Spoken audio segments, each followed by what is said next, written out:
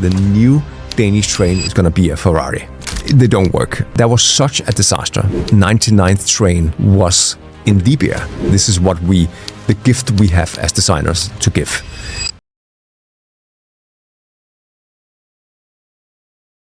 Can you rewire someone's brain out of, the norm and the way things are done? Is that possible? No. Definitely not. But you can, if you are interested in rewiring your own brain, you can definitely do it.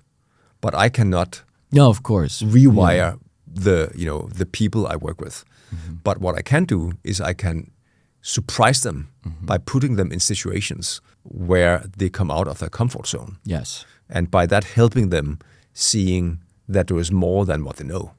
And one good example is that we just it's a couple of years ago now, we designed the Danish trains of the future, which is the biggest infrastructure project in the history of Denmark, to be honest. Apart from the bridge, between the countries, that was more expensive. But this is a 30-40 billion crown train project. And the responsibility to design that train is something we won in an EU tender with a manufacturer. And because now you are Italian, right? And guilty as charged. Yes.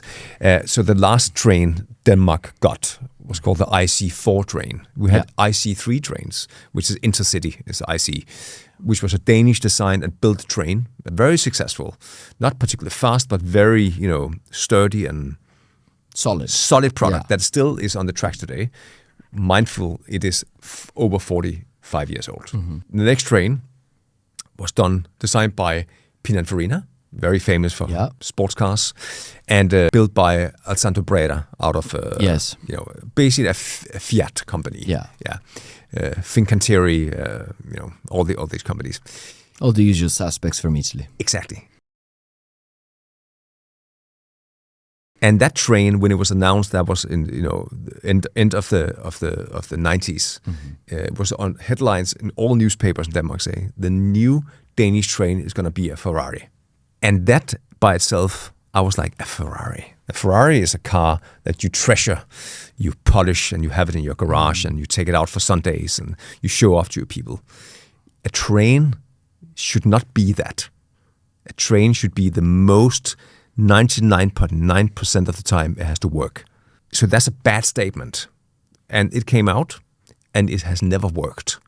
There's 100 train sets was delivered to Denmark. Well, I think 20 of them was delivered ever, and some of them kind of work sometimes, and then they don't work. And that was such a disaster. And even, I would say, out of the 100 train sets that Danish government paid for, billions of euros, right?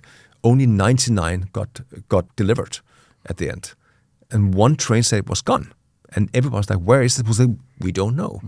Not before Gaddafi was taken out of Libya. They found out that 99th train was in Libya, given to Gaddafi by Berlusconi as a gift, paid by the Danish taxpayers. Those were the days. That was the days, right? And by the way, it didn't work. Yeah. So with that success criteria, when Denmark had to invest in critical infrastructure, which train is, it has to be something that really worked. So they went into an EU tender, did a lot of work to find the right manufacturer, the right platform, something proven, and it has to be Danish design. And we are incredibly lucky to be invited in to this tender program by one of the manufacturers called Alstom out of France. There was 10 designers in this, doing a sketchbook. We won that sketchbook process because basically when I heard about this train, I said to the team, I want this train. I want this train more than anything in the world. I want to design a train. So we worked for 2.5 weeks to prove that we wanted to make this train. And what we created in 2.5 weeks is 80% of the train is going to be when it comes out. It's in testing now. Next year it's going to be officially launched. That's a bit amazing. Delayed. And that, I think, because it was so intentional that this is the train we want to give to the Danish people. Yes. This is the mark we want to create on the society. This is the gift we have as designers to give. And that was incredibly intensive, from the lighting design in the train, to the acoustic elements, to the seat design, to the ergonomics, to the catering, to the surfaces, the CMF of the train, to the shape of the outer train. Not the livery, unfortunately. Danish Railroad has their colors and shape, but the rest we've done. And that, to me, was incredibly important as giving that to ourselves.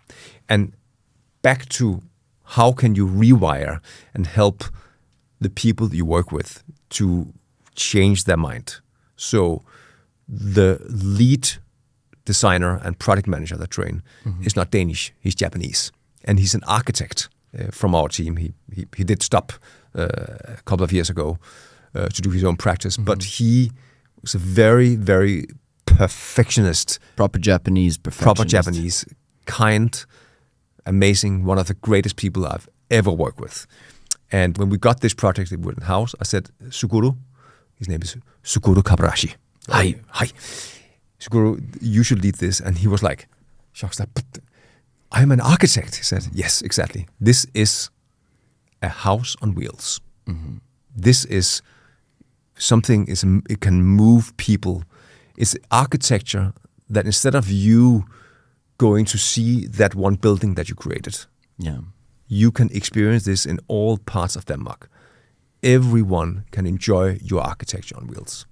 And that, I think, is a very unique way of looking at holistically at design. Instead of looking at, I created this design, this is me. No, it isn't. This is not a building. It's not a phallic symbol in a big city. This is something that really uniquely can get out to everyone in the country, can impact their daily life for the next 40 years. That's how important amazing design can be. Transformational, effectively. Transformational, I would say. Who did you got the most impressed with from a sort of all the people you met throughout your different sort of, professional and private experiences? One or two people that really inspired you or really sort of shook you from the inside, and why? It's a long journey to think back on.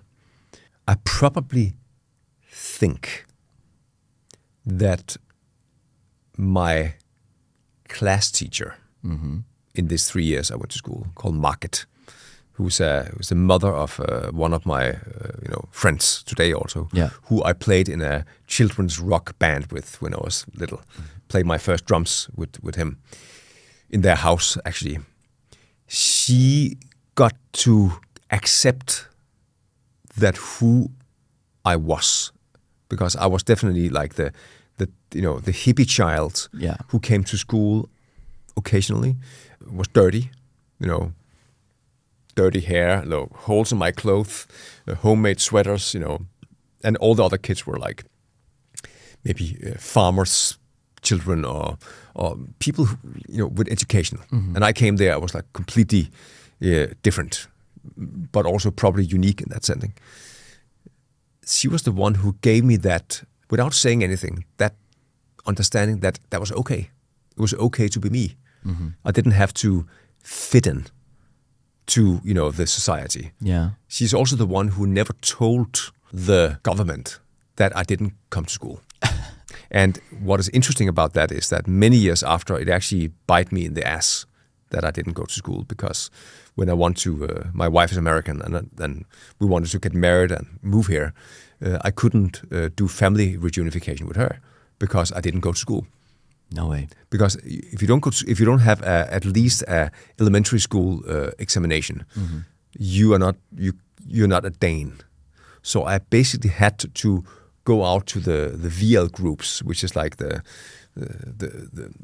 Danish society top tier, and ask other people, say, who owns a language school? Because I had to go to language school to prove that I could speak, read, and write Danish. But in the sense that she kind of protected me from that. Yeah. Because if she said to the government that science, this guy is not going to school, I would probably be taken away from home and put into forced learning, right? Yeah. So in that sense, she later in life impressed me very much because I knew her. She passed away a couple of years ago, sadly. But she always encouraged me to do what I did.